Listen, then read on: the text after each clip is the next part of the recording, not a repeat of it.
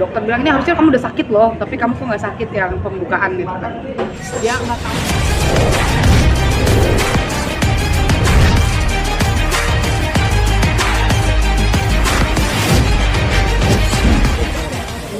Kak, bisa ceritain dong yang kemarin kakak tuh bisa kenapa jatuh gitu. Itu kan ketinggiannya cukup tinggi juga kelihatannya dari panggung. Bisa ceritain awalnya. Mana bisa ceritain mana? Jadi gini, istri saya mengalami, jadi saya tak mengalami. Kamu lupa. Kemarin itu Mangun di Cianjur, apa namanya, pas lagi di pertengahan pertunjukan itu tuh, aku tuh ngeliat apa namanya, penonton yang memang interaktif banget gitu. Dia nyanyi gitu dari awal sampai akhir, terus aku kayak, aduh pengen kasih apresiasi nih, aku kasih notice gitu loh. Wah, kamu keren banget nih, pasti cowok paling move on tahun ini nih, bla bla bla, kata-kata kurang lebih seperti itu.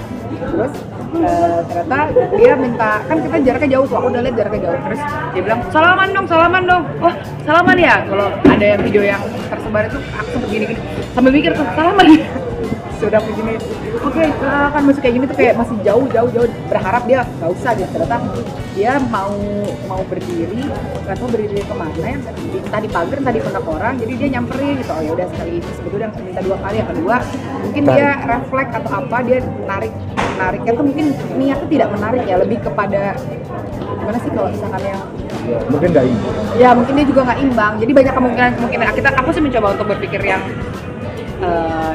gak ada niatan dia untuk menyakiti, pengen nyakit itu nggak ada. Jadi memang kesalahannya ada di dua pihak gitu. Dia mungkin lebih over excited, akunya juga nggak hati-hati karena memang nggak memikirkan bagaimana tingginya panggung, posisiku juga di atas bibir panggung yang nggak ada akses lagi kayak monitor apa segala macam. Jadi nggak mikir 2 kali bakal jatuh apa segala macam ya.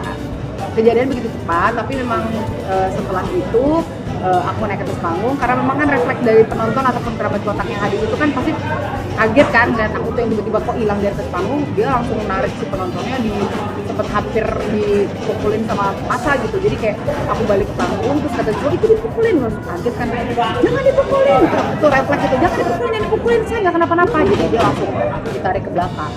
Tapi ada pegel-pegel kan sih setelah panggung kayak abis jatuh itu? Pas lagi hari kejadiannya sih aku nggak ngerasa sakit ya, cuman kan masih kebawa adrenalin panggung. Pas udah besokannya, pas bangun pagi baru tuh berasa, kok sakit ya gitu. Sakit, terus areanya area kanan ya. Aku inget tuh posisi jatuhku tuh duduk ke bawah tapi berat menopang badan sebelah kanan gitu. Terus karena saat itu masih ada manggung lagi, jadi aku nggak langsung segera ke rumah sakit hari itu. Aku nyelesain panggungku yang kedua. Setelah panggung yang kedua baru besokannya suamiku langsung, ayo kita ke rumah sakit dicek semuanya, karena kan mengingat usia aku sudah tidak muda lagi ya. Jadi itu tingginya juga cukup tinggi, juga ditakutkan kenapa-napa, tapi alhamdulillahnya semuanya baik-baik saja. Tapi sebelumnya pernah nggak ngalamin hal yang sama atau bahkan lebih parah? Saya tuh menolak lupa ya urusan itu, karena waktu pas muncul di TikTok itu tiba-tiba di bawah pencariannya tante kotak jatuh di panggung pas saya klik banyak ternyata. Jadi pertama kali. Jadi itu mungkin udah momen kesekian ya, cuman karena dulu belum ada sosial media, jadi nggak ketangkep kamera. Nah terus cuman beberapa momen lah, ada tiga momen. Kalau di TikTok tuh paling kayak 2 momen ya, di daerah Kalimantan, Sumatera aku lupa, itu pokoknya jatuh juga di panggung. Cuman kalau yang kali ini tuh kayak lebih ke interaksi penonton. Pernah kejadian aku kepentok gitarnya Sela juga pernah, yang sampai robek di operasi. Berdarah dia. Di operasi itu.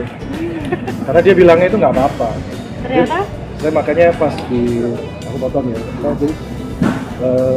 Dia ngomong pas kejadian itu, dia tanya ke saya, pada aku jatuh, dia ngasih tahu, pada aku jatuh, tapi aku nggak apa-apa. Dia bilangnya aku nggak apa-apa. Perempuan tuh kalau bilang aku nggak apa-apa, macam-macam ya, itu tahu lah semua. Aku nggak apa-apa, itu banyak banget turunannya. Wah, nggak apa-apa nih. Kan sebelumnya pernah kejadian dia bilang, aku kepentok gitar, aku nggak apa-apa. Tiba-tiba seliweran tuh, dia dijahit di ini, pulang dari luar kota, 2018 itu saya ingat, dokter Tompi. Operasi dibedah di sini, langsung dibedah. Oke, ini luka nih, dibedah ya. Itu saya ngelihat langsung dibedah di depan mata saya, lemes di dengkul ini.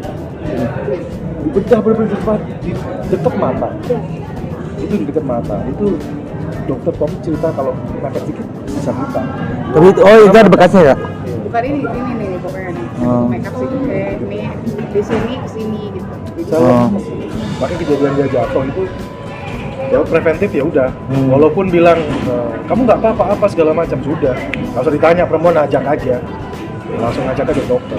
Setelah kejadian itu ada mungkin sikap yang berprotektif dari suami atau Sepertinya sulit ya. Kalau melihat dari istri saya yang saya kenal sudah belasan tahun saya kenal, gitu. Jiwa menghiburnya tinggi, saya pun juga penghibur. Kita tuh tahu kalau ngibur pengen apa-apa. Pekerjaan driver mungkin nganterin orang dari satu kota ke kota lain. Itu kalau begitu udah selesai, kerjaannya selesai. Tapi penghibur, tolak ukurnya terhibur nggak ya? Banyak yang akhirnya insecure gitu. Makanya pol-polan, nggak sadar. Mau sakit bisa nyanyi, mau demam bisa nyanyi, mau jatuh nggak dirasa gitu. Nah itu yang di pol-polannya, saya ngerti banget. Makanya begitu udah selesai, dia bilang, ya cuma pegel-pegel. Cuman kok pegel-pegel, nggak bisa. Karena kan orang ya khawatir ya kalau jatuh itu kan macam-macam ya, apalagi perempuan. Dia udah melahirkan, dia udah bawa dokter, concern semuanya.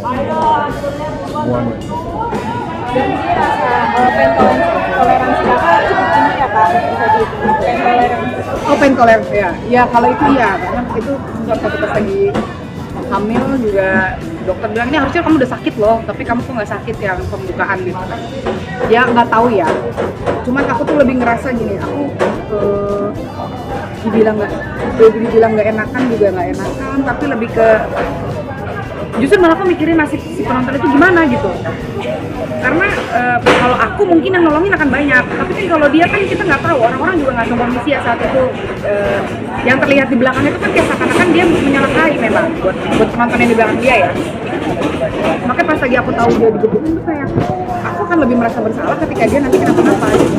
Jadi ya lebih baik diamankan aja dulu, direndam dulu. Makanya kemarin sempat ada teman-teman nanya gitu, ini masalah biasa kok segala macam, karena aku takutnya bukan takut ya, maksudnya lebih ke apa namanya, malah mikirin gitu orang gimana ya. Tapi alhamdulillah pas ngeliat videonya dia baik-baik aja, insya Allah Berarti kemarin diurut aja kak? fisio. Oh. Tapi itu udah sehat